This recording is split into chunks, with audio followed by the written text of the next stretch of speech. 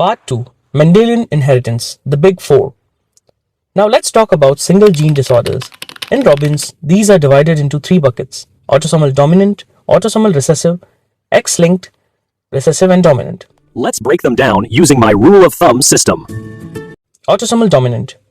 The loud personality, you only need one bad copy to show the disease. Autosomal dominant disorders usually involve structural proteins or receptors, not enzymes. Why? Because if you are building a wall or structure and 50% of your bricks are broken, the wall falls. Transmission is vertical. You see it in every generation, grandpa to mom to child. Key examples are Marfan syndrome, defect in fibrillin 1, familial hypercholesterolemia, defect in LDL receptor, achondroplasia, FGFR3. Huntington's disease, it is a trinucleotide repeat. Let's integrate this with pediatrics. Since these are structural, the onset is often later in life or young adulthood, like Huntington's, unlike autosomal recessive disorders which present early. Autosomal recessive. The shy personality. You need two bad copies to show the disease. Parents are usually carriers, heterozygous, and healthy. Autosomal recessive disorders usually involve enzymes. Why? Because enzymes are efficient. If you have 50% functional enzymes, you are the carrier. Usually that's enough to do the job. You only get sick if you have 0% enzymes. That means you need to be in a homozygous state. It is transmitted horizontally.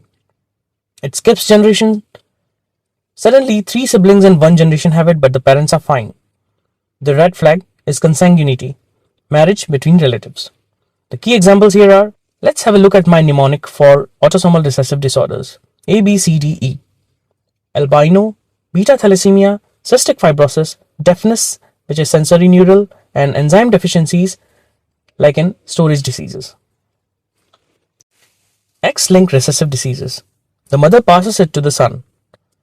Males are affected because they have XY chromosome. Females are carriers. Transmission. Knight's move pattern. It skips a generation, grandpa to carrier mom to a deceased grandson. The crucial rule here is no male-to-male transmission takes place.